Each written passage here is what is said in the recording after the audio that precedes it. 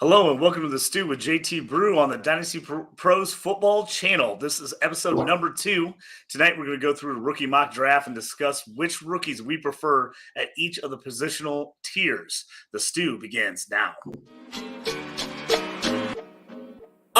You up on trades and why you move, you ain't designed to lose. Find you jumping over seemingly nothing, racking up points, makes the game a little more fun to watch. Can drop release, we started with the mock draft and now we making a mockery of the leaderboard. Quite obviously not a scrub, so start an institute, make evaluations like a commissioner do. It's to the point your wife make you watch in a different room. Update your roster and pick and choose when you get some news. Not much that we enjoy more than sipping through sifting through new statistics to make it to our end zones through different routes. Universities, institutes, down to homies who click in groups. I introduce you to the Stew with JT Brew.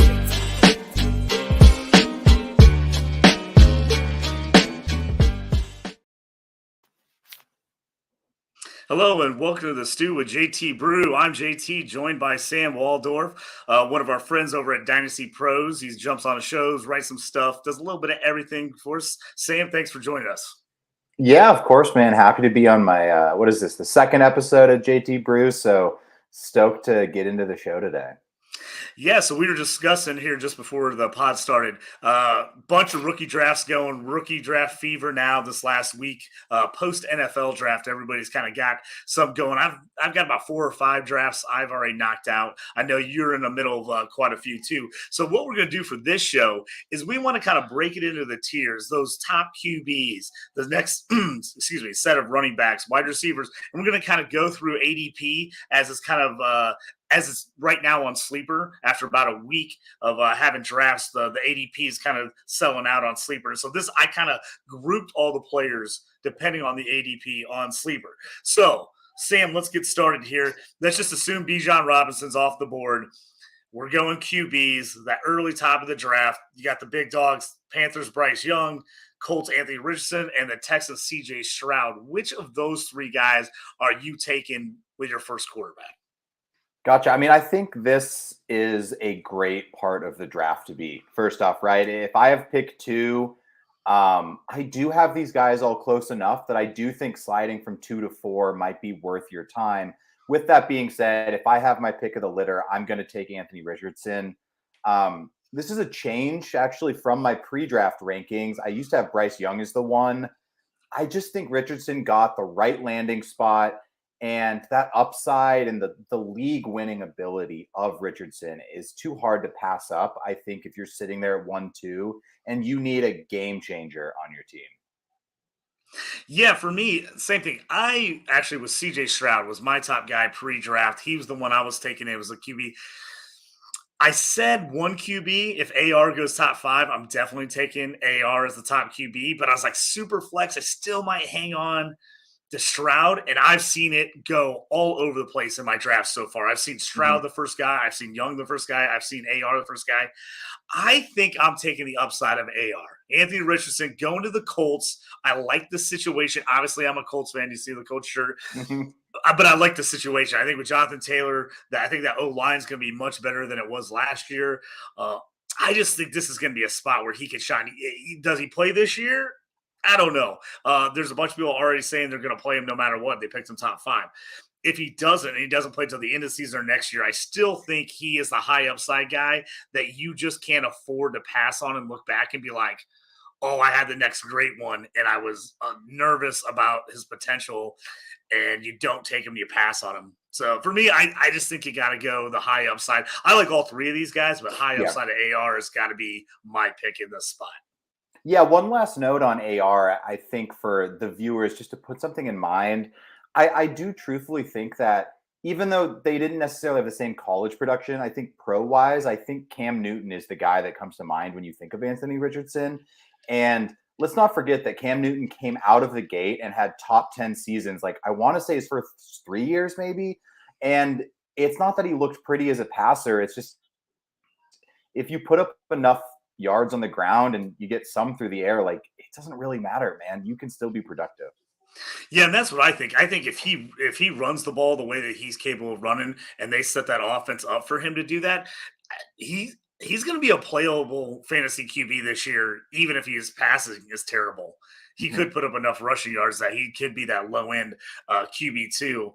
for you, a guy that you're starting, or at least is a great spot start during Mhm. bye weeks during the season or injuries. So that's our guys right there. So we both kind of leaning a little more AR than we were pre-draft. Next group, Jamar Gibbs, running back Lions. He kind of is by himself, so we're going to skip over that pick. Let's jump into the top end wide receivers in round one. Most of these guys are all going right in the middle to the end of round one. Do we like the Seahawks, Jackson Smith, the Jigba, the Vikings, Jordan Addison, the Chargers, Quentin Johnston, or the Ravens, Zay Flowers? Who do you like out of those four guys? Yeah, I think for me, no change pre-draft. I'm taking JSN above all these guys. I would say I do think that's fairly consensus. You know, I've done 4 or 5 rookie drafts already, and JSN has been the first wide receiver off the board in all of them. I think the thing that potentially could push him down a little further would be people being scared off by the Seattle landing spot. But for me personally, it's just like, will the year one production be there? Maybe it will, maybe it won't. But you know, Metcalf, Lockett, they've had a great run, and Njigba is going to be the 1 or the 2 there in no time, and I'm not too concerned. He's going to get his points, and he's going to have a great career. Yeah, I totally agree with you on that. The landing spot's not the greatest, but I think you can't don't overthink it. Yeah. Don't overthink that all of a sudden, oh, well, he's got Metcalf and he's got Lockett and he's behind all those guys. Some things can change really quickly. An injury, a guy gets traded. Obviously, we've seen the NFL the last couple of years. These new GMs are much more willing to trade players than we saw in the past. So a situation can change anytime. I learned early in my rookie drafts, I used to always go for situation over the best player. And I started realizing that I'm missing that because those situations change. I think I'm taking a guy's backup that I have. Next thing I know, that guy's on a whole nother team. And I should have taken the better player instead of handcuffing my guy. So I think JSN for me, again, like you, I think he stays as my top guy. Now, the landing spots with those other couple guys, they definitely can be debated. I love the Jordan Addison landing spot for the Vikings. I think that team's going to throw the ball enough that I think him being the second guy behind JJ, I think it can be, a Waddle Tyreek Hill situation where they both can put up 1,000-yard seasons, double-digit touchdown seasons, and close to 100 catches. So I'm not scared off at all by Justin Jefferson. I just think it helps Addison more. What do you think? Yeah, I do think I think we could have even broken this question up and taken JSN out and asked the next 3. I think all 3 got pretty good if we're not talking about JSN. I mean, I love the upside of QJ with Herbert. No one's making that argument that couldn't work. I think Addison's in the perfect place to get the right coverage for him to succeed. And I love the upside of Flowers in Baltimore with the Monken offense. That's what I've been preaching for about a month now. Anytime we talk about Baltimore, I just think they're going to throw the ball more. So I think if you're in any of those spots, that's a good tier. If you're sitting at the late end of the first, this is a good tier to move up into and get one of these guys and give up a late second to do it. I did that trade just the other day. I did 211 and 111 to move up and grab QJ or whatever. Anything like that, I think in the end, 2-3 years from now, looks like a great deal. Yeah, I made a couple trades in a few of my leagues to get up into that 1-7, 1-8 so I could get Jordan Addison. Yep. So I like Addison that much. I was able to move a couple picks, trade a future pick as well to get in the first round and get Addison. So I like that. So now let's look at that next set of running back tier behind, Roschon Johnson, behind Gibbs. These guys are all kind of going into the first round, beginning of the second round in most rookie drafts. Which guy do you prefer between the Seahawks, Zach Charbonnet, the Dolphins, Devin Achane, or the Saints, Kendre Miller? Which of those 3 guys are you kind of putting at the top of your list there at the end of the first, beginning of the second? For me, this is going to be Achane all day. I am a little scared of the size, of course, but Miami is the perfect spot for him. And I just think he has this game-breaking ability that I don't know if Charbonnet, who's stuck behind Walker, and I love Kendre Miller too. Honestly, I think I have them back-to-back and Charbonnet a little deeper. But I just think Achane's going to get on the field. He's going to catch passes. He's going to make plays. And he's a better in-between-the-tackles runner than I think people give him credit for. I think most people look at his size and they just kind of slide him to the side and think that he just is going to bounce everything to the outside. But he actually hits the correct holes a little more than people think. And in that Miami offense, which is, obviously McDaniels coming from San Fran, they're going to run that ball. And if he gets going, that pick could look genius. So. Yeah, I agree with you. I'm an A-Chain guy here. I think this is one of those places where I think sometimes you can get enticed by the landing spot. Yeah. And this is, for me, I was probably really close on a bunch of these guys. For me, when I looked at my tiers pre-draft, I had all these guys together, and I said then it's going to be landing spot for me. Mm-hmm. I'm taking these guys depending on landing spot, and I know I'm going to do it, but that's because I feel like they're really similar guys. Achane small, but I think he is the big upside guy too. I think he's the guy, he's boom or bust. He could end up blowing up for you in that Miami offense. I just feel like they're going to know how to use him right with the way they use Raheem Mostert. I just think that is a spot. He's a younger version of him. I just think that they can make that work. So I like him first for sure. And then for me, it's really a toss-up between those other two guys. I think Miller, you're really looking at the Kamara situation with his legal troubles. How long is he going to get suspended? How many games? I think that's moving Miller up people's boards. I'd probably go Charbonnet next in that group, though, for me, just because, yes, he's got Kenny Walker in front of him. But how quickly we've seen situations change. Somebody gets hurt. Something happens. I think he's going to get I think they're both going to get touches. We know Seattle loves to run the football. We know they do. So I think they're both going to get touches. And if one guy gets hurt, I think the other guy vaults up boards immediately. And even if you don't like him, maybe that's a great time to trade him away to the Kenny Walker owner and, and have that and just trade it to him if he gets hurt or something and just get as much as you can out of him. Yeah, it's a tough one. I think so many people were bummed when Charbonnet landed in that spot. But you do have to keep in mind he did get the capital you wanted. So there is that positive of the situation. Second round capital is the same capital that Kenneth Walker got. Now, even though we think Kenneth Walker is the guaranteed number one, I don't think it's going to be as automatic as people want it to. And that may be the issue. But just like you said, I think the other two are in great spots too. And I just think I would take Achane if I'm on the clock. Yeah, but I agree with this. So now we get to this is kind of that mid-second round. We're starting to see a lot of tight ends going that in the second round, all the way to the very beginning of the third round. So big group here. I like a lot of these guys. We got the Bills, Dalton Kincaid, the Raiders, Michael Mayer, and the Lions, Sam Laporta. Laporta kind of jumping up the ADP here lately, especially from pre-draft, where he was a guy you were seeing going like mostly the fourth round, fifth round. You're seeing him jump up to really to the end of the third. Some more tight end premium leagues, he's going a little bit earlier in the second. Out of those three guys, which one do you like? I'm taking Kincaid all day long. He was my tight end one before the draft. The first round capital just made me like it even more. And good luck getting him in the second round of your rookie drafts. I've seen him go 1-7 through 1-10, 1-11 in every single draft. I just have him a tier above those other guys. I think I liked his athletic profile more before the draft. And then he also just landed in the spot that's the best offense. Like, we can't lie. The Bills offense is going to score more points than the Lions and the Raiders. And that's not the sad truth. That's just the truth. So, I'm buying in. Now, the only thing that makes me hesitant to do any of this is drafting tight ends in rookie drafts is an interesting value play. A lot of people will tell you that it's honestly safer to go buy the tight end after the first or second year because most tight ends don't really pop and you might be able to get them cheaper down the line. But I think we're all crossing our fingers that Kincaid might be the exception. And I'm going to stick with that. If I'm in the late end of a first, I'm happy to pull the trigger on Kincaid because I don't know if I see the full upside from some of those other players that Kincaid really has. Yeah, Kincaid for me as well. I got him at 110 the other day in a draft, and I was really stoked that he got to me at 110. I also have Josh Allen in that league, so I'm like, ooh, combo me all day long. I love the combo. So I'm going Kincaid. I agree with you. We talk about it all the time, but usually it's that 3-year window for tight ends. You don't really see them pop until like end of that third year, going to that fourth year.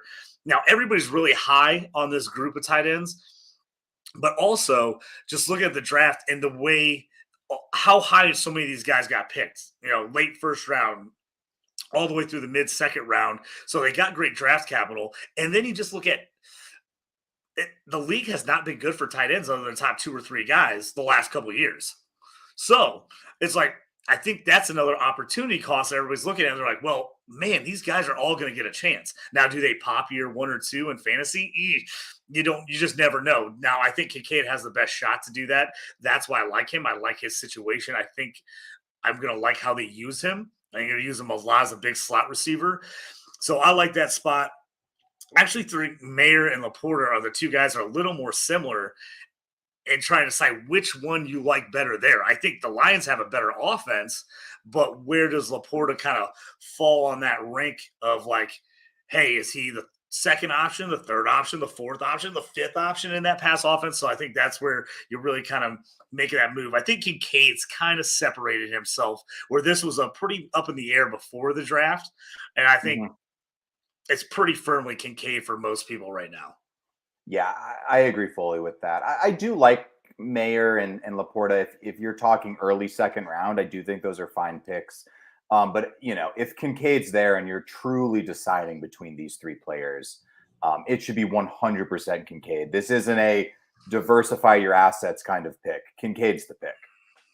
Yeah, I agree. And the issue for me here, it really depends on what kind of tight end league you're in. If it's premium, if there's 0 premium for tight ends, I'm probably still taking Kincaid maybe the end of the first round just because I like his upside. But, man, these other tight ends drop quite a bit for me if there's no premium or only like a 1.25. Now, obviously, in a start 2 tight end league, that's going to push tight ends, up around usually. So you can see these guys all going into the first, beginning of second if you were in a 2 tight end, start 2 tight end league. So I definitely think you can see that. Now, right next to these guys in the draft, all kind of going typically that top of the second to mid second round is kind of that next tier of down of wide receivers. This is kind of like our tier 2 group here in 2023. This group is Panthers Jonathan Mingo, the Colts Josh Downs, the Broncos Marvin Mims, and the Chiefs Rashee Rice. So I think all those guys are kind of bunched together. Pre-draft, those guys were not bunched together, but draft capital has pushed these guys into that same group at the beginning of the second. Which do you think, first, who do you think is going to be the best fantasy guy, but also who do you think has maybe the most upside potential of this group?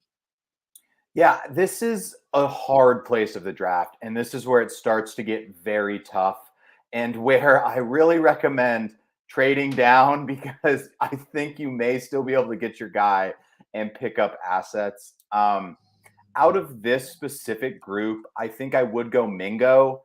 But this really is the part where I do think if I had 4 drafts and I was on the clock with the same pick every time, I don't think I would take the same player. I just think I would take them all once. I do truthfully believe in that. But what makes me say Mingo is like if I was in one league, I just think he might have a little more opportunity year 1 to pop and get those really high target numbers, which could lead to either A, his value increasing so you could move him, or B, he could just solidify himself as a weapon on that team because I think the Panthers offense is a little more wide open. Whereas even though I like Rice and I like Mims and I love Downs as a player, there's a lot of good players on those teams that those guys are going to have to compete with. And I don't necessarily see that issue for Mingo. But he is the riskier prospect as well. So that's kind of the toss-up that you're having to decide. Yeah, this is probably one of the toughest tiers for me in drafts. When it's getting to me and I'm in this mid to late second round, every time I don't have a clear-cut guy I like.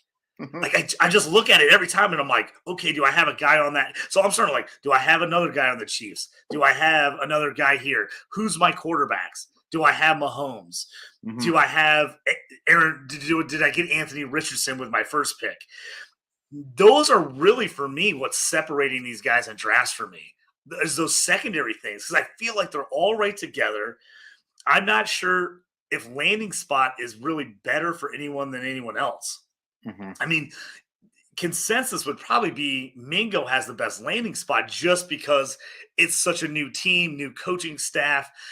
He's going to get a shot. Now, I think he's definitely going to get a shot, but does he just steal that wide receiver one, a guy that wasn't even very productive in college? Mm-hmm. Man, I feel like he's going to be way more Terrence Marshall than people think in this Yeah. first year. I just really see. I think he has high upside, and I like his ability.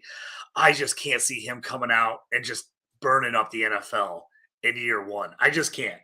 So then I look at my next guy, and I'm like, okay, if I took AR, I'm probably more likely to take a Josh Downs because I feel like Josh Downs, and obviously I'm not going to compare him clearly to him, but I think he can play that T.Y. Hilton spot for the Colts. They really missed last year. I like Pittman. I like Alec Pierce. I have a ton of both of those guys. But I think Downs might be that difference maker, just the way he runs his routes, how much of a route tree he puts together. I mean, I really like Alec Pierce, but we saw last year Alec Pierce was basically a go route or a comeback route, and that's about all he was really running a lot of last year. So I think Downs could be that difference maker with AR. So I love the upside there. Mims, I liked Mims pre-draft. I told people I was taking him top of, if I could get him like early third round, which you could pre-draft, I loved him in that range. But now he bumps up with that second round, Broncos trade up to get him. Huge. So, but I just don't know what's happening in Denver. I don't know about Russ. I don't know about Judy. I don't know about Sutton. You got Tim Patrick coming back off injury. KJ Hamler coming back off injury. That just seems like a lot of mouths to feed. Plus, they got solid tight ends. So I just don't love that landing spot. I like him as a player, but I don't love the landing spot. So then the last spot you look at is Rashee Rice for the Chiefs. Do we get seduced again by the Chiefs and go, well, Mahomes is awesome, so whatever wideout they draft has to be awesome as well.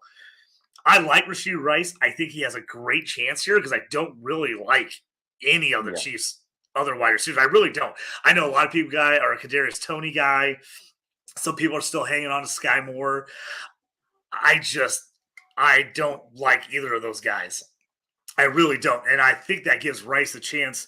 Can he be that second guy behind Travis Kelce? Now, my worry is, does he run a lot of the same routes that Travis Kelce runs?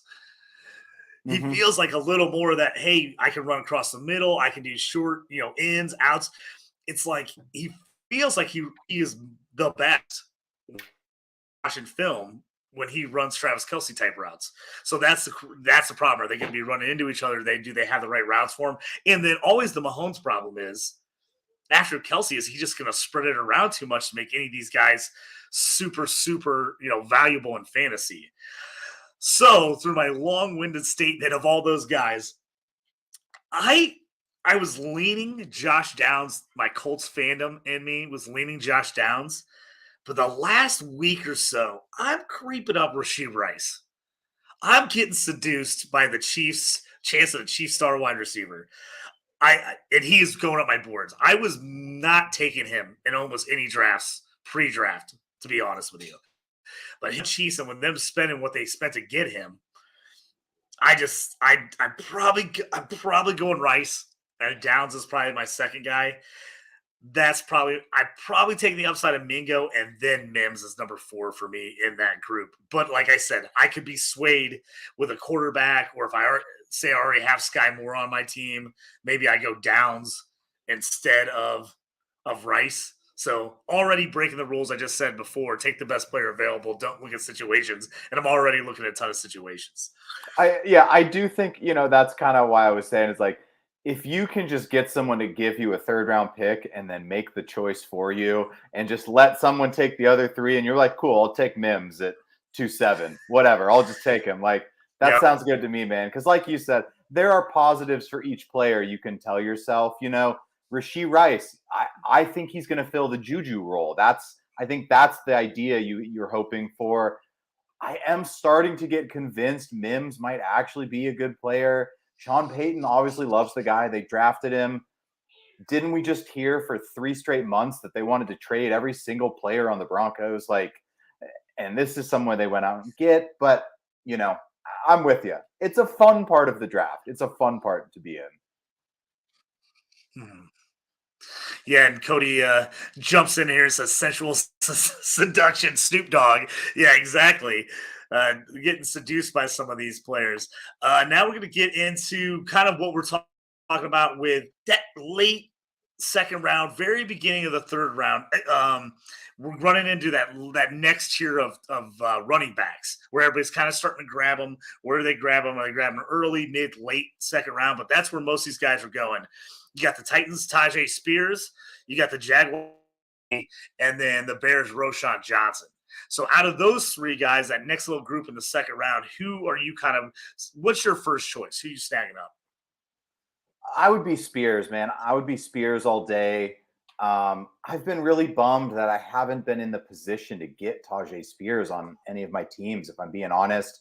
I've either been too early and a guy like A-Chain has fallen, or I'm not picking and everyone's going in between. But if I'm on the clock and those are my choices, I just think Spears is the best player. Of course, it's risky with Henry there and the no ACL thing everyone's talking about with Spears, but I just tend to think like unless you're Saquon Barkley, Christian McCaffrey, we don't really care about your life after your first contract as a running back anyway. So I don't really get why everyone's so obsessed about Tajay Spears 9 years into his career. Like we're discarding people after 3 years all the time. So I don't get the obsession with his, like, why him? Why is he the one that everyone is putting their foot down? It's like, he's only going to play 4 years. Like he can't be a good pick. And just like, you're like, dude, you're trying to sell me like a second year guy because you don't want him anymore and he's too old and you want the shiny new toy. Like I'm happy to take the upside of Spears and, you know, maybe he does play a complementary role in that Titans offense. And if Henry leaves or Henry goes down, he has just maybe one top 12 year. But at this point in a draft, one top 12 year might be worth a late second. Like it's hard to get that kind of production out of any running back. So if you can get it out of Spears for a year and a half, I think I would take it. Yeah, we just had a long discussion exactly about Spears on the Dynasty Theory Discord page. People talking about it. Everybody's like, man, but Spears, you know, the knees, the ACLs, everybody's like, aren't you scared?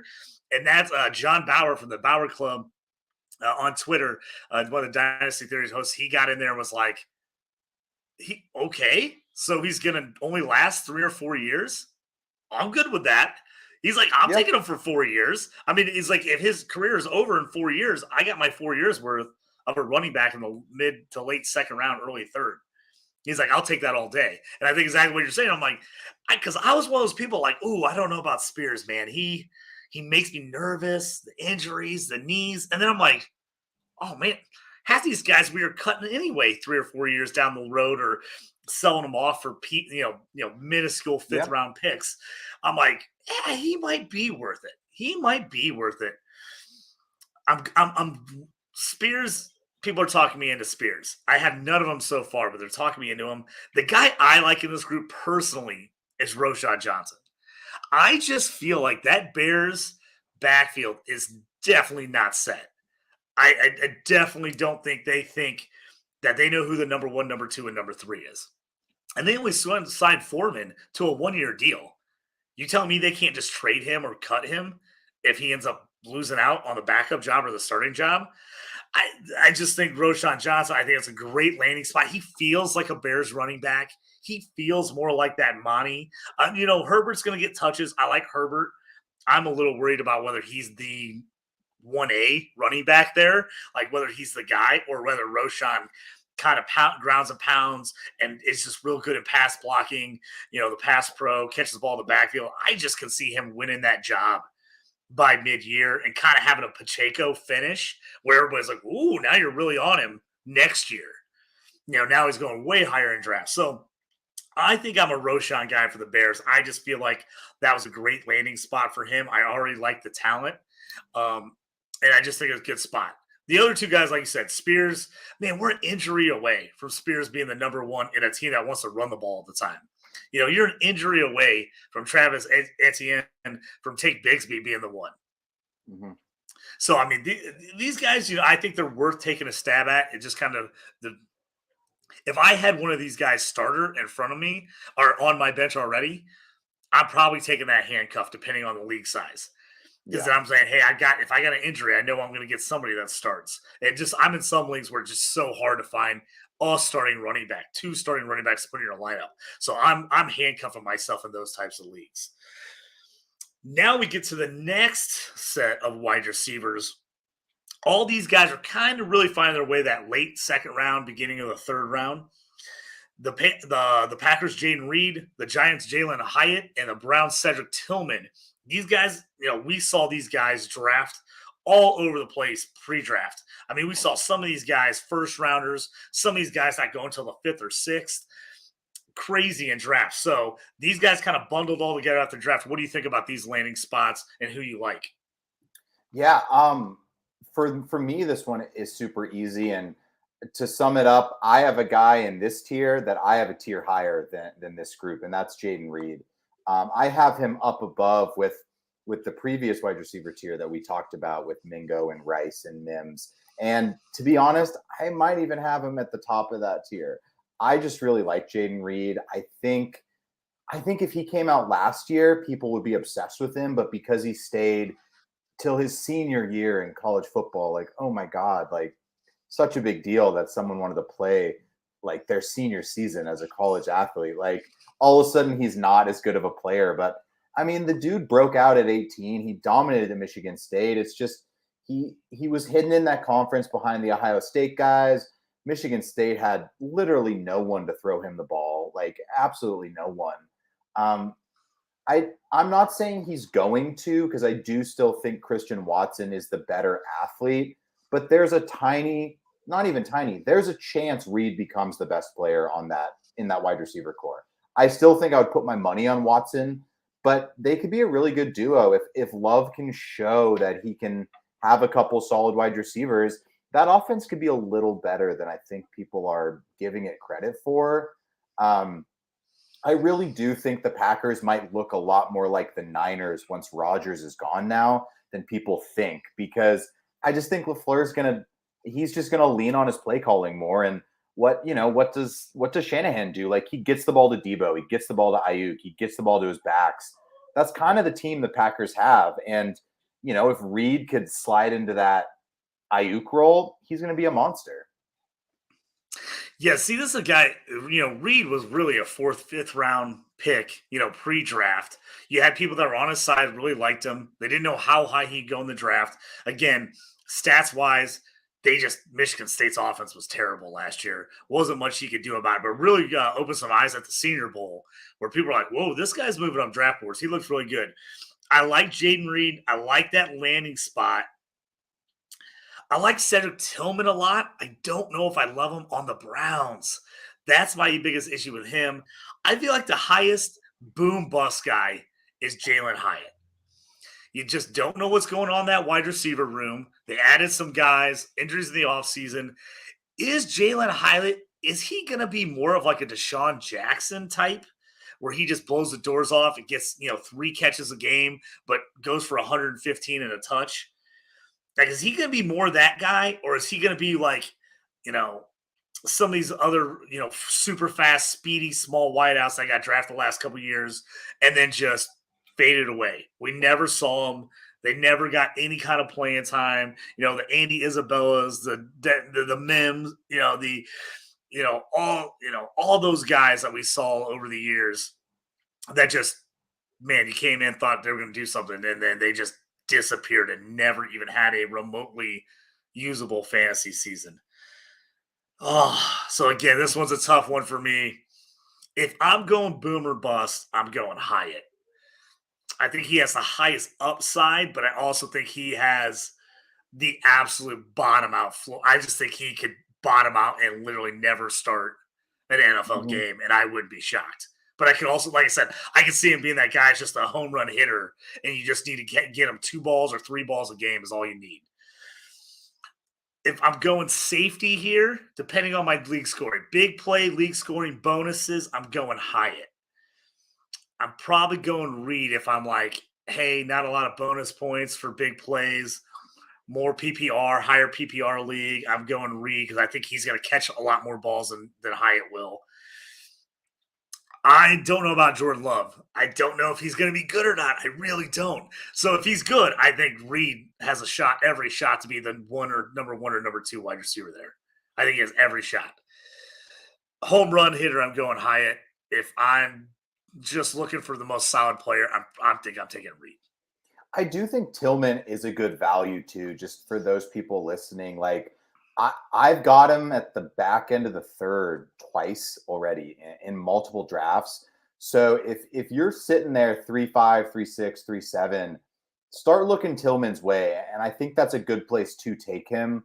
I think I'm earlier in the third round. I just feel like one of my second round graded players is probably sliding out, and I'll be able to take them there. So Tillman isn't in that group for me, but he is a different body in the Cleveland room, and we'll see what happens with Cooper, and does Peoples-Jones move on, and does Elijah Moore work? But like you said, there's a lot of what ifs in that room, so it's tough to put all your eggs in Tillman.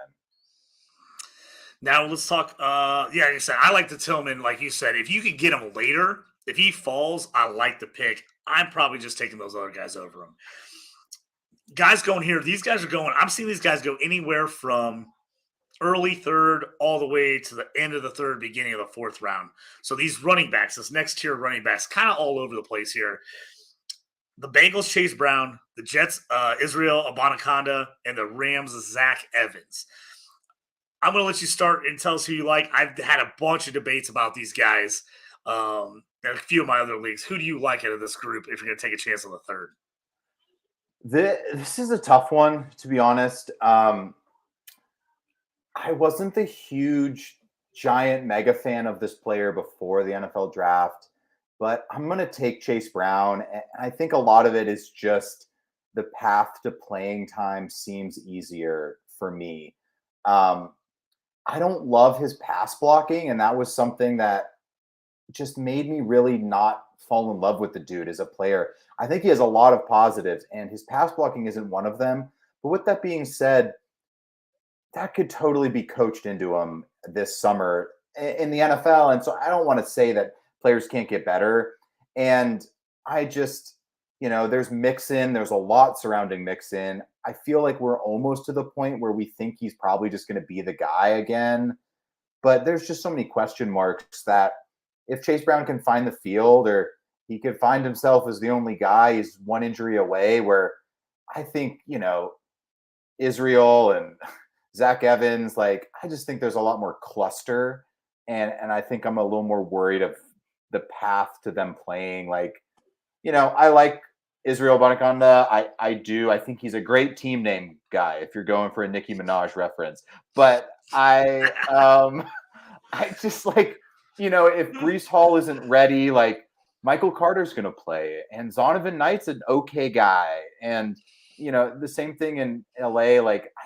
Zach Evans was such a hyped college guy, but I just think even if he has any relevance this year, he's going to get taken over by whoever they draft next year. So I just don't want to put any capital into that Rams backfield. I think if you have Akers, he's a hold. I don't want to invest anymore. So I'm going to go Chase Brown and just hope that he can find a role in a thinner RB core, I think is how I would put it. Yeah, I've been a Chase Brown guy from the beginning. He goes to the University of Illinois, just down the road from me here. I saw him playing a ton of games this year.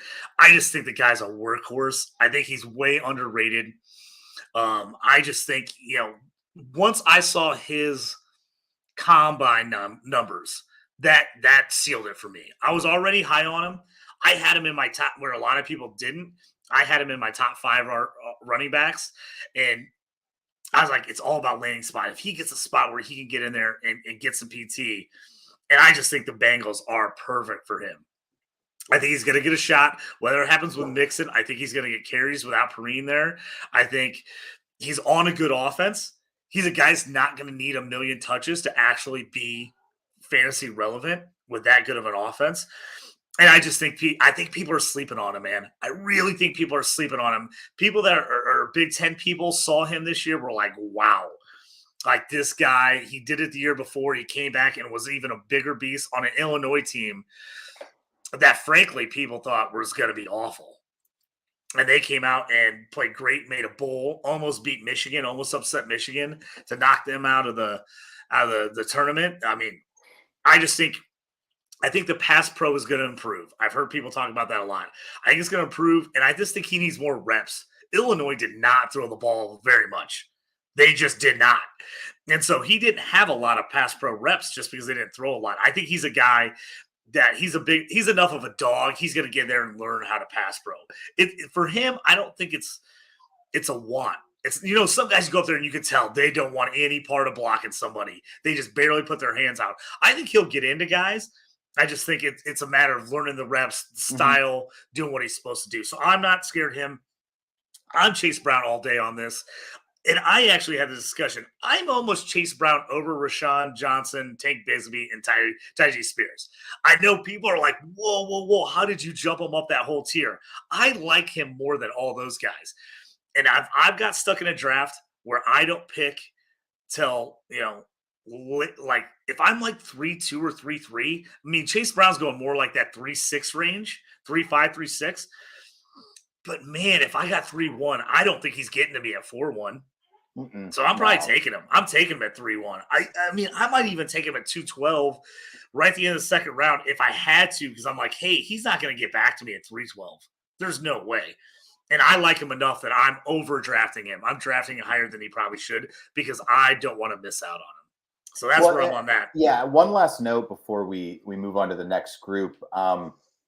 What I think people are learning too is like we said earlier, if you're at 2-4 and you move back to 2-8 to pick Jaden Reed or Mims instead of Mingo in a tighter group, what you're gaining is a pick to get Cedric Tillman or Chase Brown. And that's kind of why I think in this class that could be the move if you can find the right trade partner is like trade up into the first. But if you're like 12 through 24, like if you can slide back and try to get two guys instead of one, I think it's a good move. Yeah, I like the idea. If you can move back, kind of angle for those guys you like, I definitely like moving back and adding a pick because there's a lot of guys I liked in this third round.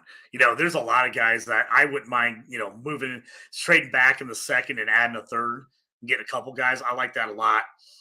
I'm with you. Izzy, the Jets, I like him. I'm just worried about, like, where's the path to playing time there? That's my worry with him. Zach Evans is a total hit or miss guy. I mean, he could never earn all the carries in the backfield in college. 5-star athlete, prep stud. I mean, a ton of guys had him as the number 1 or number 2 running back in his class coming out of high school. If he's going to go somewhere, the Rams, if I'm taking late third, early fourth, I'm taking a shot at Zach Evans because I don't love Cam Akers. That's just me. I've never been a huge Cam Akers guy. I feel like Zach Evans is very Cam Akers-ish. I feel like they're really similar, but I think Evans is maybe a little more athletic than Cam Akers. So I wouldn't mind taking him, but I'm taking Chase Brown here. And Cody jumping and saying the Illinois QB was atrocious this year. He was not great. But I tell you what, DeVito was actually the best QB Illinois has probably had in a decade. That's how bad the Illinois QB play has been. So, yeah, DeVito was not great, the transfer from Syracuse. He ended up signing a free agent contract with the Giants. So he is in Giants camp, but he was not great by any means. But he was one of the better ones for Illinois, enough to get him in a bowl game. But, yeah, I think Chase Brown really carried that team this year. Now, we got a question a while back here from SC Romero, our friend over at the PPR show. He jumped in. He asked us a while back. I wanted to hold the question until we got to this next group. But he says, is Luke Musgrave somebody you'd be taking in the late second round? So this was the next group I was going to bring up to have us talk about because these guys I've seen everywhere, depending on how high your PPR is and how many tight ends you start. I've seen this next group of tight ends all over the board. So we've got the Packers, Luke Musgrave, the Cowboys, Luke Schoonmaker, the Steelers, Darnell Washington, and the Jaguars, Britton Strange. So these guys in the real draft went anything from the second round, I think, all the way. I think Washington was the last one picked, and he was picked in the third round by the Steelers. Strange went in the second round, late to the Jags. Schoonmaker to the Cowboys, and then Musgrave. They also took Tyler Kraft, but Musgrave, the other tight end taken out of Oregon State. This is a toughie. I've seen these guys, all these guys go mid-second, early second, all the way back to the 4th and 5th. I actually had one IDP league where Strange and Schoonamaker dropped way down the draft just because a bunch of IDP guys got in front of them. So depending on your settings, all that, you can go there. Who do you like out of this group, and would you take Musgrave as a late second rounder? Yeah, I mean, to go off that point, like SC said, Musgrave is the pick for me here. I touted in pre-draft as my flyer tight end, and then he got the second round capital, and I was super happy for him. I think he does belong closer to the end of that second round, as I would almost put him in his own tier in between the Laporta Mayer tier and this tier that you're kind of listing. And I think Musgrave is kind of the bridge between those guys. It really is all about scoring, right? Like, I had 2-5 and I really, really wanted to take Musgrave because I needed a tight end. But, Achane and Kendre Miller were there. So I was like, I can't pass on those guys for Musgrave. But I mean, I think if you're looking in that position and you want to go tight end over wide receiver, like you said with Chase Brown, if you don't get Musgrave at 210, 211, 212, you're not getting him at 311. He's not going to be there. He's going 2.8 through 3.4 in almost every draft, with the exception being an IDP draft where it's a wild, wild west out there, man. So no rules there. So I think Musgrave all day. He's very athletic. He's risky because he might not be able to stay healthy. But if he stays healthy, he could be great. Yeah, I'm agreeing with you 100% here. I'm on Luke Musgrave here. He was a guy, real athletic, great profile.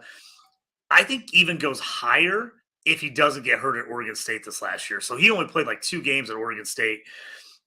He was a guy getting picked up in C2C and CFF leagues all over the place after his big first 2 games. And then immediately went down with injury, missed the whole rest of the year. So I think that hurt him. But I think he's a guy who can definitely be productive. I see Jordan Love really leaning on their tight ends.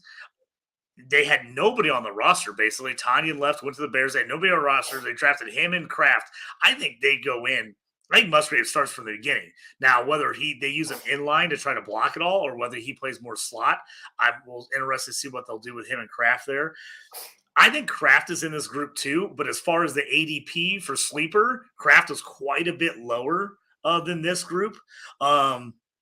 I'm a Musgrave guy if I'm going into the second and I need tight end production. He's the guy I think has the fastest spot to production. I'll take him late second, early third every time. Now, if I'm picking later and I'm more like falling in the late third, I go, hey, I took a wideout or running back at the end of the second. I didn't take Musgrave. Now I'm going to try to jump on one of these other guys. This is the point where I'm saying, okay, end of the third, beginning of the fourth, who do I like? And for me, if I got Trevor Lawrence, I'm taking Strange. I want that combo. I love the combo. If I got Pat Freiermuth, I hate to tell you, I would usually say never do this, but I'm handcuffing him with Darnell Washington. I've done it in quite a few leagues. I don't know if it's the wisest decision in the world. Usually handcuffing tight ends seems like a terrible idea. Schoonamaker's he's gonna have a shot in Dallas. I didn't love him at Michigan. So that's the iffy thing for me on him. I just don't love him. I'm probably taking Musgrave for sure, depending on where I'm falling in this third, late second, early to early fourth range. Depending on where I'm falling, I'm taking Musgrave first. And then I'm probably leaning Darnell Washington just because if something happens to Freiermuth, I think he gets a ton more looks. But I also think the Steelers are going to play a lot of 2 tight ends this year. I think they're going to play a lot. I think Washington's going to be boom or bust. I think he's going to be that guy that gets, one game, 3 catches. One's a big one down the middle, and he catches a short touchdown. He gives you 3 for 72 and a touch. And then the next week, he has 0 catches on 2 targets. I just think that's going to happen. So for the future, I like Washington, and I'm not going to be scared away by the fact that Freiermuth's in front of him. But to me, he's fallen down my board a lot. I'm taking him. If I'm getting him, I'm taking him late third round, beginning of the fourth round. It's kind of where I'm at on Washington. And like I said, Strange for me, if I had T-Law, he jumps up my board with T-Law with the fact that Ingram might be gone after a year and the fact that they drafted him in the second round. I thought really said a lot. But he's a guy I am not taking him expecting to get absolutely any fantasy production from him whatsoever for at least a year, maybe two. So he's a total stash for me. If I'm like, hey, I'm good starters, I could throw him on my taxi squad. I'm probably taking Strange because I'm going to move him to taxi squad.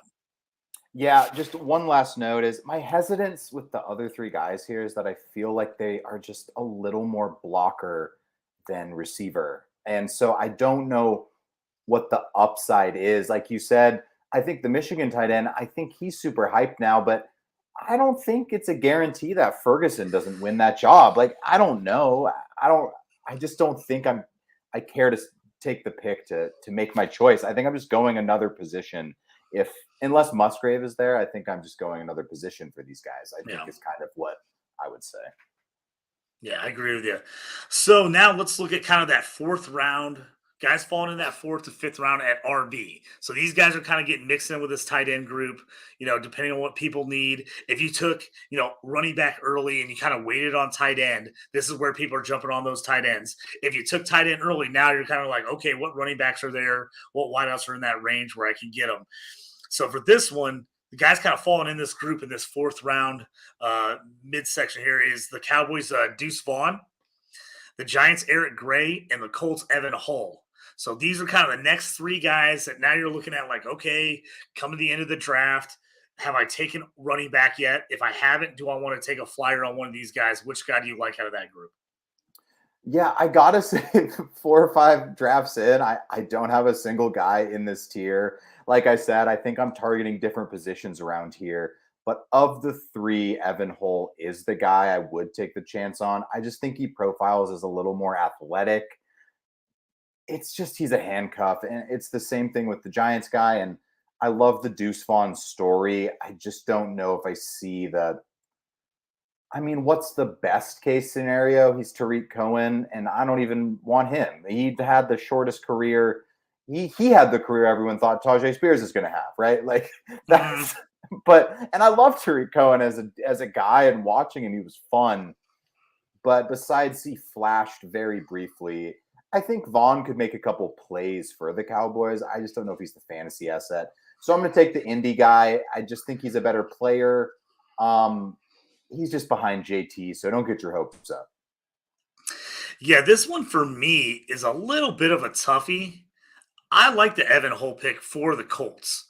They needed a third down running back. Now, obviously, I think JT is a better receiver than people give him credit for. He just didn't get a lot of opportunities. But when they dropped the ball off him, screens, other things, he made some great plays.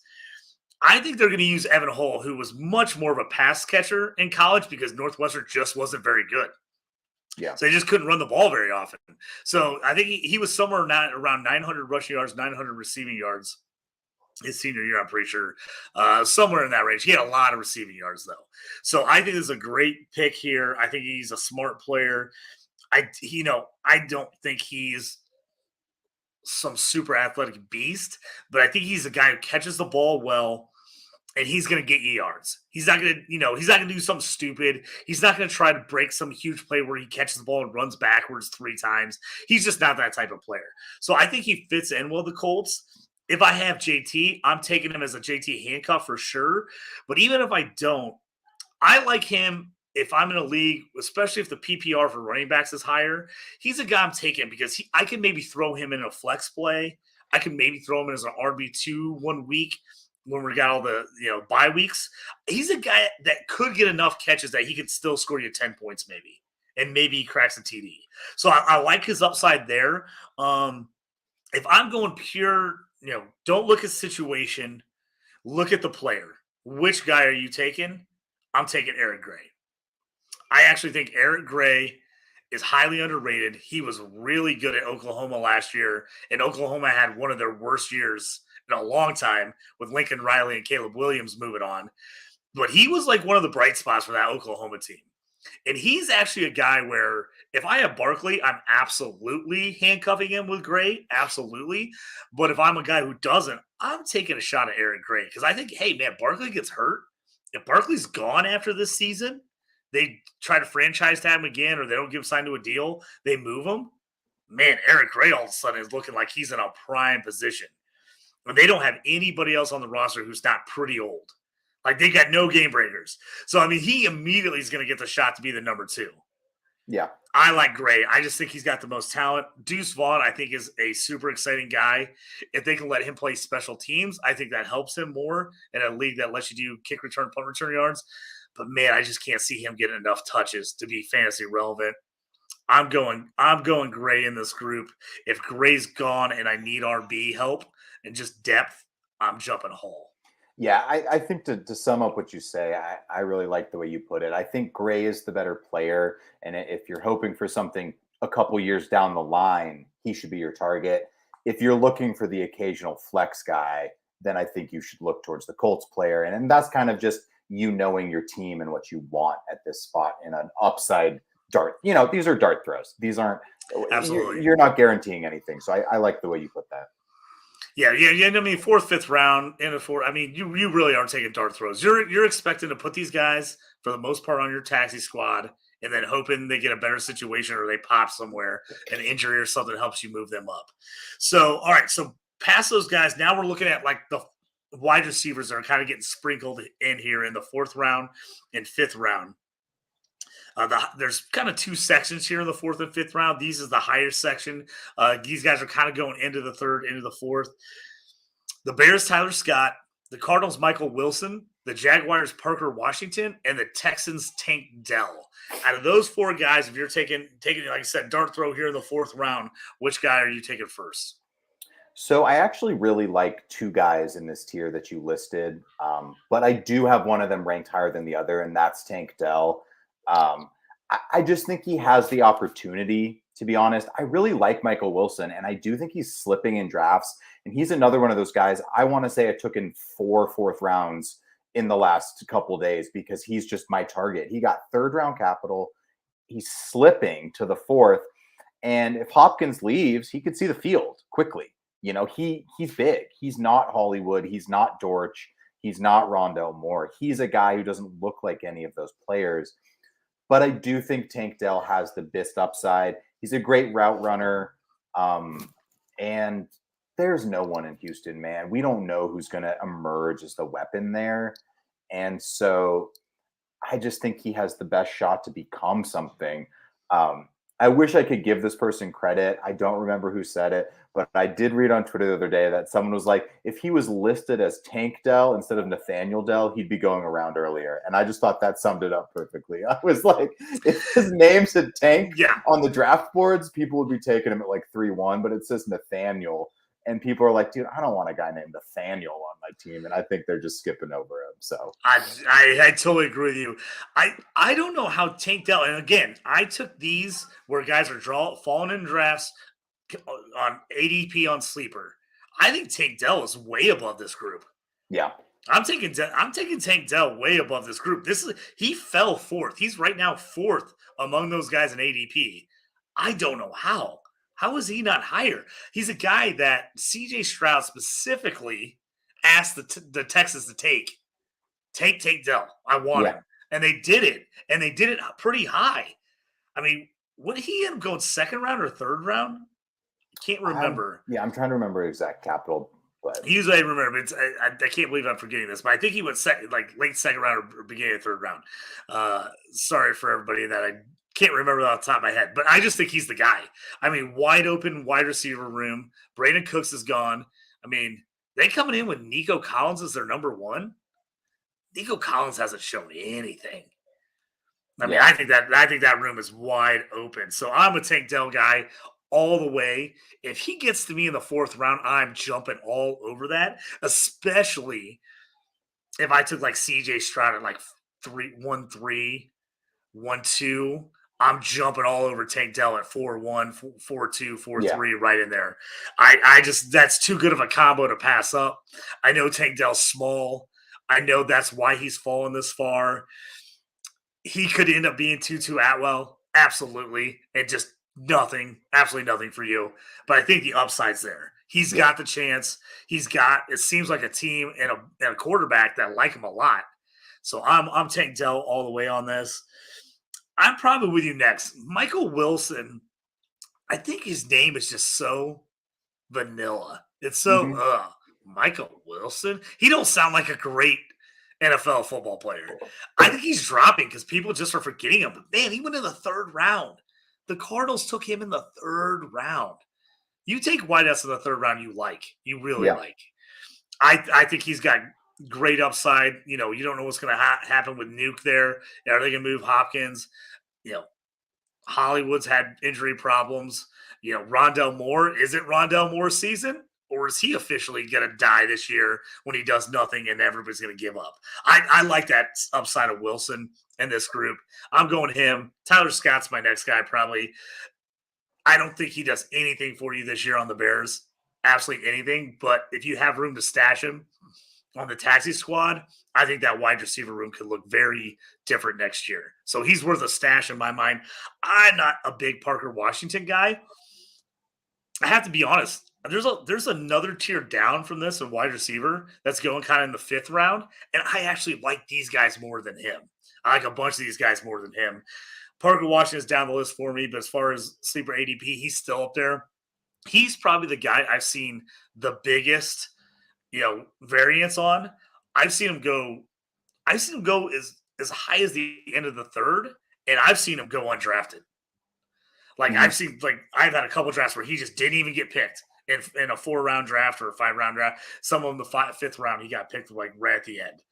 So he's probably the last guy on there. But I'm Tank Dell all the way here, the fourth if you can get him. I think that's immense value.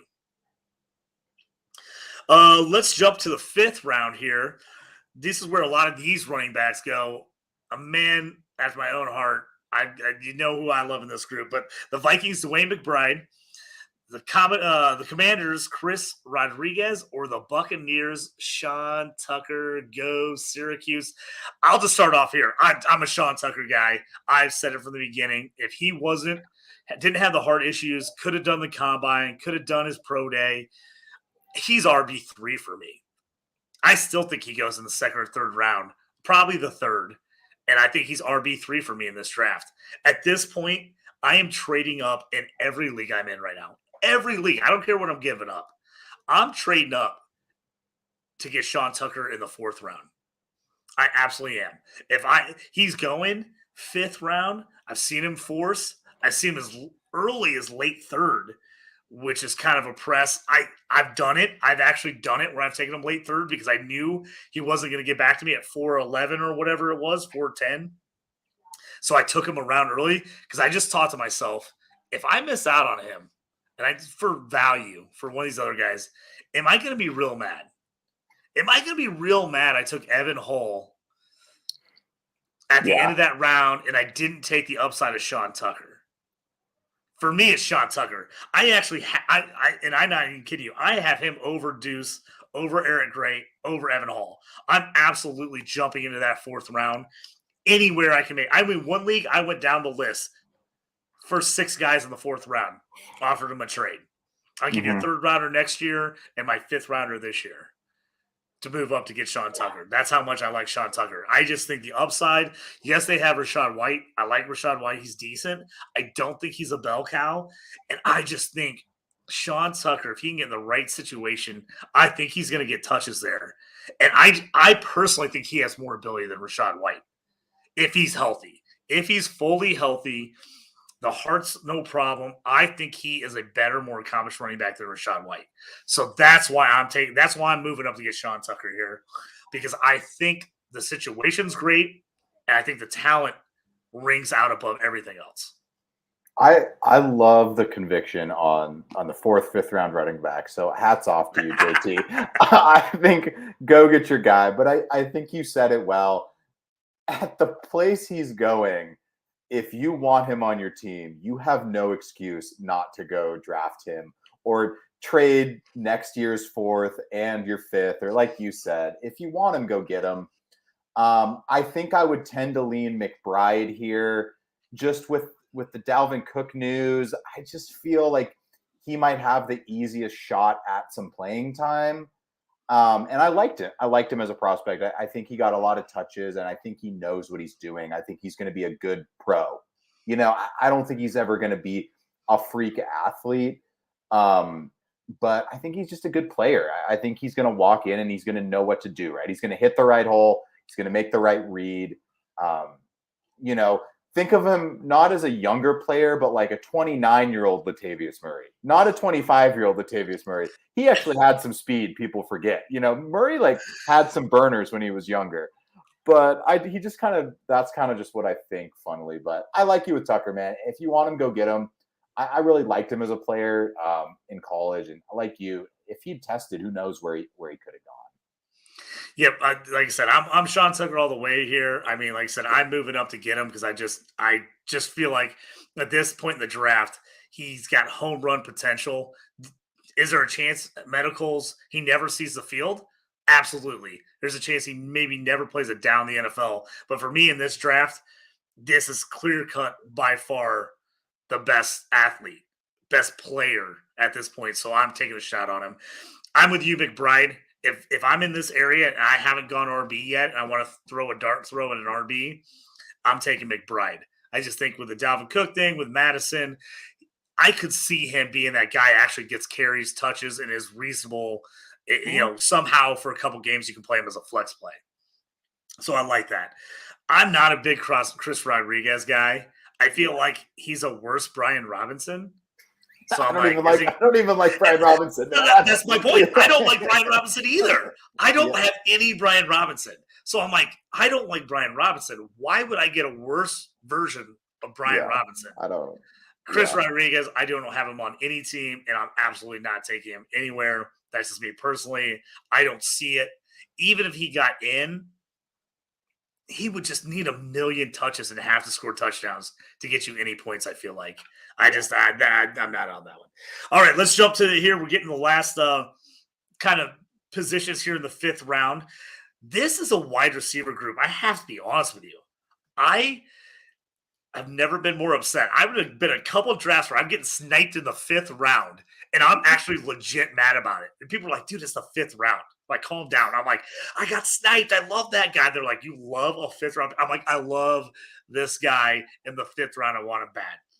So guys going in this mix into the 4th, all the way through the 5th. We've got the Raiders, Trey Tucker. The Texans, Xavier Hutchinson. The Saints, A.T. Perry. And the Bucks, Trey Palmer. Like I said, I love this 4 group. I absolutely love this group. I'm going to let you go first here. I'm going to hold back on who I'm going to take. I want to see who you think you like here first. Yeah. I got to say, for me in this spot, it is kind of between 2 guys, but I have one of them over the other, and that's Xavier Hutchinson. I just think he's got the body of an NFL receiver, and he was a very productive college player, right? He had a lot of catches for Iowa State, and he got the ball a lot. So for going in the 6th, I think he was a 6th round pick in the NFL draft. Like, obviously it's a bummer. You want guys to have higher draft capital, but you know, for the same reason I like Tank Dell, there's no one in Houston that I really feel threatened by.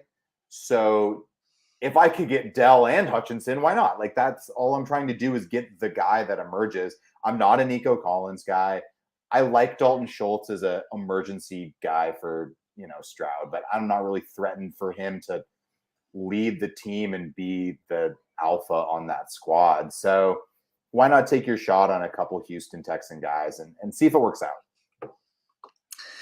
Yeah, this is a group. I mean, I really like Xavier Hutchinson. I really like him. I just think he's got, like you said, I think he's got the size, he's got the body. He's in a wide open situation on a brand new team in Texas, you know, the Texans. Why wouldn't you give this guy every opportunity along with Tank Dell to be your top 2 guys with a rookie quarterback, you know, a 2nd-year running back in Dameon Pierce? I really like Hutchinson. So this one is a toss-up for me. I'm literally coin flip, and it totally depends on my team. I'm taking either Xavier Hutchinson or A.T. Perry. I love both these guys. And I tell you what, this seems crazy, but I've been in leagues, I'm like, I'm trading up into the 5th round. People are like, why do you want a 5th round? I'm like, if I didn't get my guy in the 4th that I wanted, where I'm like, I want 2 5th-round picks here. Honestly, I want both these guys. So I've been taking one of them wherever I'm seeing kind of guy go a little earlier. And then if I could trade back into the 5th, I'm actually trading back in and getting the other guy. That's how much I actually like these guys. Like you said, 6th-round draft pick. Usually that's just a death nail. No capital. You're not going to see any chance. But I just felt like some of the most productive wide receivers at the college level and CFF, Hutchinson and A.T. Perry were right near the top. Right near the top.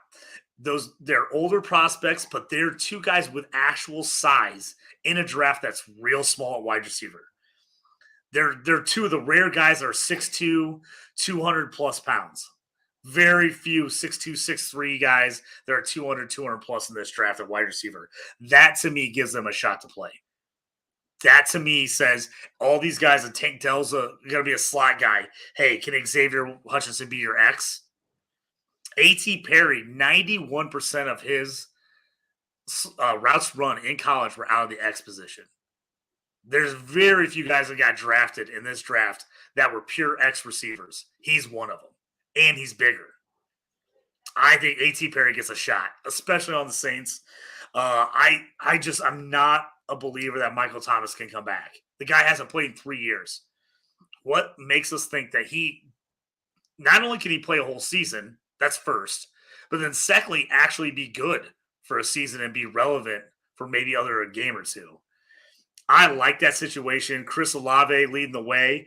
I think A.T. Perry goes in there and has a real shot to start at that X position, and that's a spot where Derek Carr throws the ball. He throws the ball to his X. I actually like that. He is one of my favorite dart throws here late. If I got Stroud, I'm taking Hutchinson for sure. If I need immediate production, I'm probably taking Hutchinson because I think he's a guy that could start right away. If I'm going upside a guy I think that's underrated, I'm taking Perry. But I want one of those two guys in this group. Trey Palmer's okay to me. He's an athletic guy, but I didn't love him at Nebraska. And then Trey Tucker, Vegas. I don't know. Maybe he does something, maybe he doesn't. But I like both those two guys, and I've actively moved back into the 5th round to try to get both of those guys. One last note. Two guys that I actually, if I'm being honest, like more than this entire group, and that we're not going to cover tonight, who I was taking closer with those 4th round guys, is Puka Nacua on the Rams and Charlie Jones, the guy on the Bengals. Those are two guys I really like as dart throw guys who I just think have the potential to slide into roles. I'm not projecting that they become stars or anything. I just see them as guys that can maybe slide their way into those offenses as productive players. Just names to keep in mind for those listening.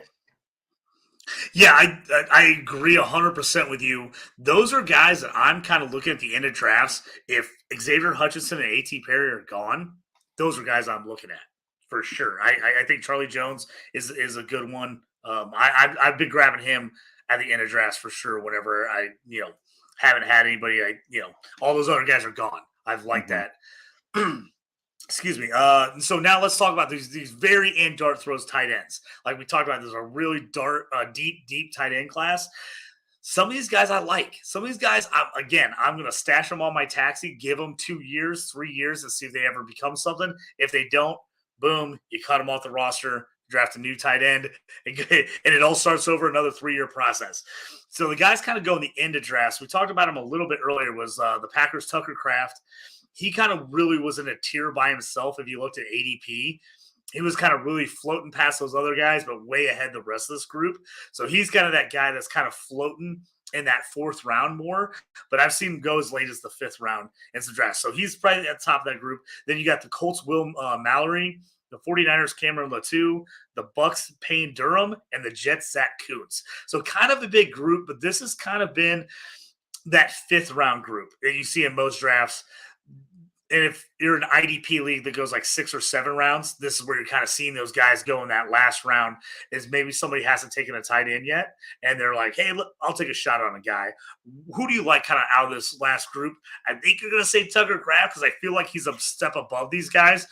But talk about him and then also maybe if he's not there, what's the guy you would take? For sure. Yeah, I mean, you took the words right out of my mouth there. Tucker Kraft all day. He is one of the biggest reasons that I think, as much as I like Musgrave, I haven't been trading up to go get him, is that I just see them as very similar upside plays. I think they're both an upside player, and they potentially are looking to fill the same role. So I think it's making me a little more hesitant on Musgrave having Kraft around. So like you said, I just think Kraft is above this tier. I don't really have any reason. If he's here, I think he's a great pick in the 4th round if you're looking for a tight end. If I'm being honest, the rest of these guys I have been dodging, and I don't have any shares. I probably won't have any shares. Some of them got some okay capital, Cameron Latu he was a 3rd round pick by the Niners. It's just, he's not George Kittle, and he's not the same player. And I think it's just at this point in the draft, I think you'd be better off taking those wide receivers, those running backs, or something that I do in drafts every year in some league. If I look at that board and I don't want it, I go to someone and be like, hey, man, I'll give you my 5th this year for your 5th next year. I just want to get out of this. Like, I'm good, and I'll just move on. And I'm probably not even wasting a roster spot on some of these tight ends, unless you're so incredibly deep and you got all the spots in the world. Yeah, I see. I'm probably one of those guys. I'm probably trading into this last spot, into the 5th round. If you're not loving your spot and you're like like you say, hey, I'll take a 5th next year for this guy because I don't love any of these guys. I'm not going to roster them. I'm probably your trade partner here. There you go. Because I like moving in the end of the round here. And who I like moving in the end around here is the old Purdue tight end, Payne Durham. I saw a lot of him this year at Purdue. I just like him. He's not the most athletic guy. He's kind of slow. He's big, but not overly big. I just feel like he's a football player. He just feels like that guy that in 3, 4, 5 years is going to cut out a little niche for him in the NFL. And he's going to be, do I think he's ever top 10 tight end? Probably not. Is he a guy who could be a fringe tight end 1, right on the edge of tight end 2? I think that's a possibility. And with only Cameron Brate gone and only Cade Otton in front of him in Tampa, I kind of like this. I kind of like him here. He's an injury away from being a starter. Again, I don't think he's ever going to be, this huge stud at the NFL level. He feels like that guy that just is going to make catches, and that whoever the QB is will just trust him. Mm-hmm. Now, again, I'm taxi squatting him like crazy. I'm not. If I have a league that you have to have the guy on the active roster, you don't have taxi rooms, I'm probably not trading in this spot, and I'm probably not taking him. But if I know I can stash him, I'm getting in this round. I'm taking Payne Durham.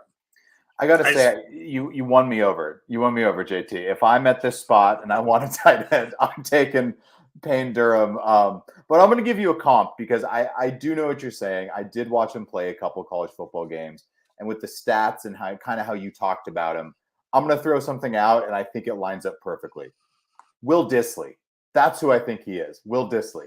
He had a couple spurts. He had a couple games. He's been tight end 14, 15. He'll make some plays.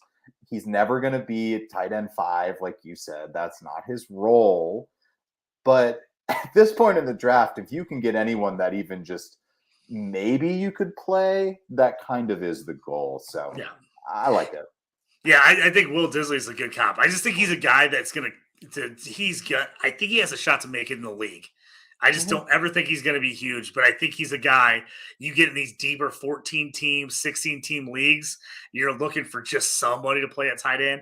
I think by his 3rd year, he could be one of those guys that at least you could have on your roster and play in bye weeks and do some other stuff. So I just like him personally. I think he's just a fun play. And if he's not there, for me, honestly, if Durham's gone, I've been taking Zach Kuntz for the Jets. Now, that Jets tight end room, rarely do we say this, but it's pretty crowded. It feels like they have a ton of tight ends. I mean, they got Uzama, they got Conklin. Conklin. They've got Rucker, who they took last year out of Ohio State at tight end, and they got Kuntz. But Kuntz, RAS score, everybody talks about it, off the charts, perfect 10 out of 10, height, weight, agility, everything. He was a guy I was a little surprised the Colts didn't take. When the Colts took Will Mallory, Kuntz was still on the board, and I was a little surprised because they're total RAS score guys. I mean, they take the high end of the high end athletes, and Mallory had a high end ceiling in his RAS score. I was really surprised they stepped Kuntz. Kuntz is my guy I'm taking in the 5th round of every draft. If Perry and Hutchinson are gone, I'm looking at Durham and then Kuntz. He's a guy I'm not expecting a single thing from this year, but I don't love that tight end Jets room.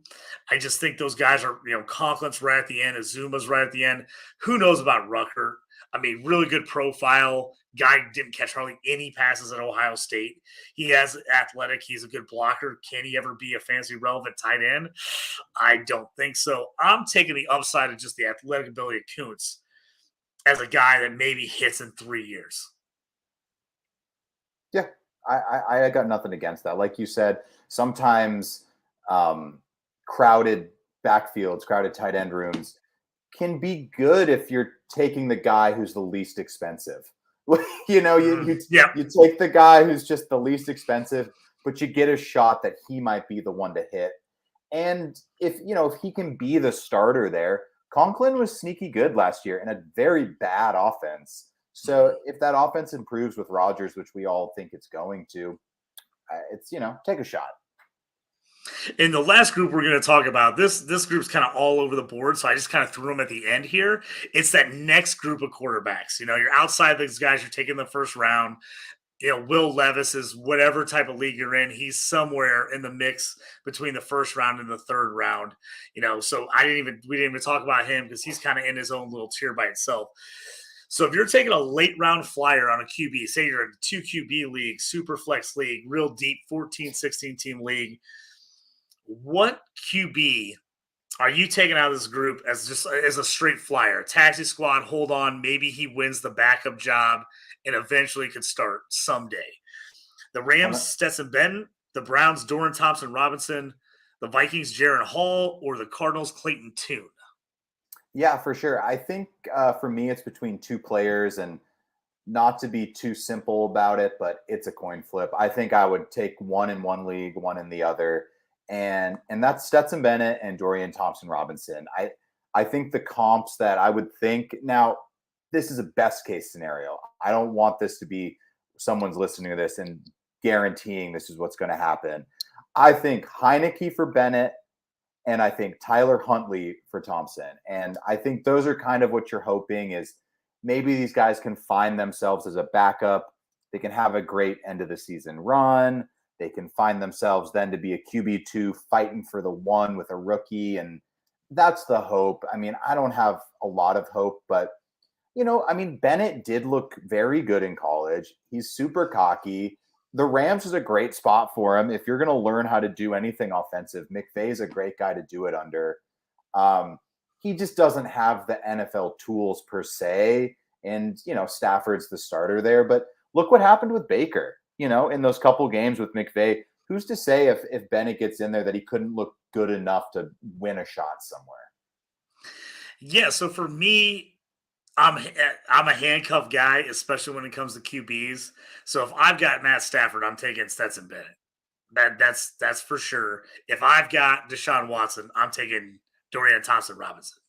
Now, am I saying it's guaranteed those guys are going to win the backup role? No. They could end up being on the practice squad most of the year. But I think they got a shot to be the backup because there's not a good backup in either of those spots. So I'm taking those guys depending on if I had the guy. Now, if I'm just going, hey, is there an outside shot this guy plays this year? Is there an outside shot that I'm going to get some value and possibly be able to trade him midseason if he ends up starting? Or has like a long-term future and I'm not worrying about backing up my QB. The guy I'm taking is Clayton Tune for the Arizona Cardinals. Houston Cougars, the guy just put up unreal stats in college.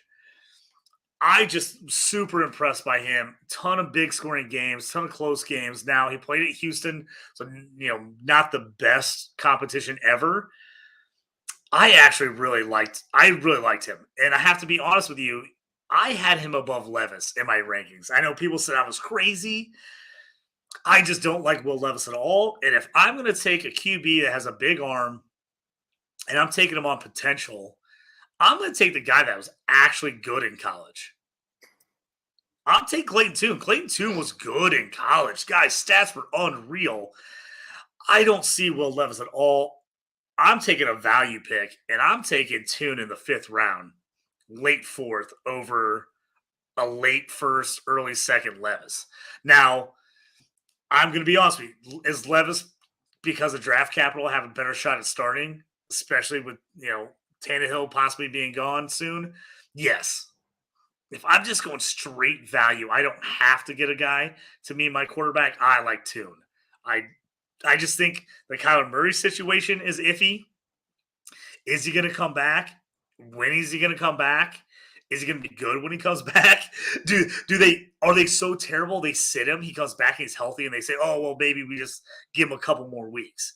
Because at this point, they're fighting for the number 1 position. Do you want to mess that up with Kyler Murray? So then I think you come in and you're like, okay, is it Colt McCoy? 35, 36-year-old Colt McCoy. Are you playing him all year? Or are you taking a shot at Clayton Tune, a rookie? I mean, if I might end up tanking, I might play Clayton Tune, just see what he has. Just see what he's got. You know who a Colt McCoy is. He's a solid NFL journeyman, a good backup. He's going to keep you in games. Is he going to win you a lot of games? No. Especially with that Arizona roster. I like Clayton Tune. Clayton Tune's mom retweeted my tweet that I said after he got drafted I said, congratulations, Clayton Tune, Arizona Cardinals QB1 next year, 2023. There you go. And his mom liked my tweet and retweeted it. So I'm even bigger Clayton Tune fan now. Now I have to get him in every league. I have to show the support that I said it. Now I'm sticking by it. I'm taking Clayton Tune. That is, unless I have Stafford, then I'm taking Stetson Bennett. But if I can get Tune a round or a round and a half later than I can get Bennett, I'm probably holding out, taking one of the guys in the 3rd, early 4th, and then I'm jumping on Tune in the 5th. Yeah. I know that was a long-winded way to say a fifth round rookie QB, but I appreciate it, JT. I got to say, we share one league together now, and I got to say, if I'm moving out of the 4th or 5th round ever, I'm coming to you first, because I know who's going to be stoked to get whoever they're getting on their team, and that's a great thing. I'm happy about it. That's the excitement everyone wants to see about a 5th round player. So I'm glad that someone has it. When I'm trading out, you're trading in, and I think that sums up the 5th round very well. Yep, I've had leagues where people are like, should we just drop the 5th round? Should we even drop the 4th round? Like, who are these players? They're not even going to do anything. And I'm like, absolutely not. Yeah. More draft picks. Always. I always want more guys. I fall in love with these 4th and 5th round picks. I absolutely do. Almost none of them ever pan out. I'll be honest with you. Almost none of them. But just the upside and the dream that you're going to hit. When it does, it's huge. I remember I took Shaq Leonard from the Colts in an IDP league. Last pick of the 8th, I was second to last pick of the 8th round. In the 8-rounder IDP, I took Shaq Leonard, and he was top 3 in scoring the next year for the Colts at linebacker. That was the biggest win of my life. I was like, I took a guy last pick, and he finished top 3 in scoring. See, those are the little victories I love in fantasy. When you stick by your guy, you take a guy late, and you're like, I love him. I love him. And those guys hit. It's so much more enjoyable than that first-round guy that everybody knew was going to hit anyway. And it was just a lucky if you got him, if he got to you at your draft pick. Picking these guys late, I just love it. I'm big into college, play a lot of C2C, a lot of CFF, and I just love seeing these guys mature and hit that nobody thought was going to hit. It's one of the most fun things about fantasy football for me. I love it. Well, that's going to about do it for us here as we went through the mock draft. Kind of just give you an idea of everything we could happen, what we've been seeing in drafts. Obviously, a ton of drafts going to keep happening the rest of the summer. Feel free to hit us up if you got any questions. You can always hit me up on Twitter at JT Orange. You also can hit up the Stew with JT Brew team Twitter page, which is at JT Brew Stew. Had to invert it there for you guys at JT Brew Stew. Sam, let everybody know where they can find you on the Twitter machine and anywhere else. Yeah, if you're looking for me, definitely check me out at Where's Waldorf on Twitter. I'm happy to talk about anything, man. I'm really stoked just getting to know everyone and just want to keep chatting with people. And it's coming. Summer's coming. We're going to start really talking about some of this stuff more than we have. So I'm super excited. Yep, so that's Sam Waldorf. I'm Justin Taylor, or JT. Thanks for joining us here on the second edition of The Stew with JT Brew. May all your draft picks hit and the trading never quit. We'll check you guys next time. Thanks for joining us.